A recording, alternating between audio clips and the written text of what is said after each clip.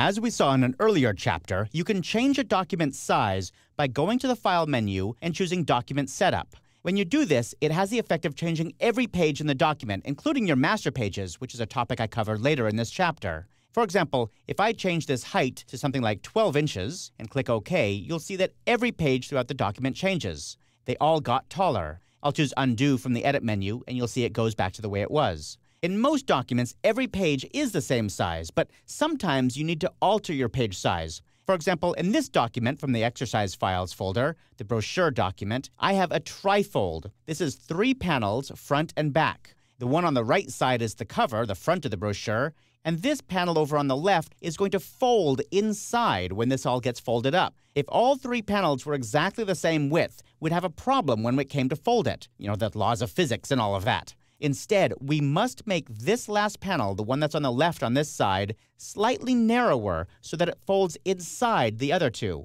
Before I change the size, I need to point out that this really is 3 pages in a single spread. We can see in the Pages panel, we have 3 pages up here and 3 pages down here. It may not be obvious to you at first how you get a 3-page spread, so let me show you. First, I'll choose Insert Pages from the Pages panel flyout menu. I'll specify the number of pages I want, and I'll say where I want them. In this case, I'm going to put them at the end of the document. Now, I have 3 individual pages, all very narrow, each on their own spread. In order to get them together, I need to make sure that Allow Document Pages to Shuffle is turned off in the Pages panel menu. When that's turned off, I'll drag this over to the left until I see this icon, which indicates that the 2 pages are going to fit together. Now I'll do it to the 3rd page. For this brochure, I obviously don't need those, so I'll go ahead and select them and delete them. Once again, on page 1, this left panel on the first spread, I need to make it a little bit narrower. So to do that, I'm going to grab the Page tool. That's the 3rd tool down in the tool panel. The Page tool is a little bit non-obvious in how it works. So here's the trick. After you choose the Page tool, click on the page that you're trying to affect. That could be a master page, or in this case, a document page. I'll simply click on this, and you'll see it's highlighted. It has these side handles around it. Next, to change the size, I go to the Control panel and change the Width field. The Width field right now is set to 266 points. I want to make it a little bit smaller, maybe 6 points smaller.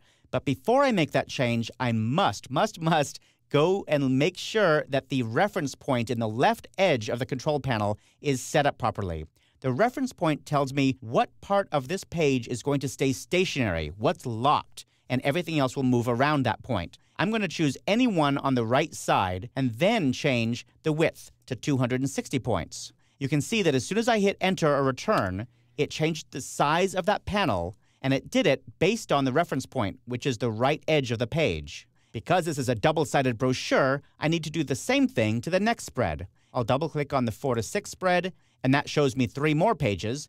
I need to change the right page. So I'll click on the right page. Because this is a 2-sided brochure, I need to do the same thing on the 2nd spread, the inside of the brochure. So I'll double-click on this 4 to 6 page spread in the Pages panel, and then I'm going to click here on top of the page. Now be careful, don't click on top of an object on the page. That does something slightly different in InDesign CS6. I need to click on the page itself to make sure that I have these handles around the edge of the page. Next, I'll go up to the Control panel, and before I change the Width field, I have to make sure that the reference point is set properly. Let me show you what happens if I don't change the reference point. I'll just make this 260 points. The right edge of the page stayed stationary, and the left edge changed.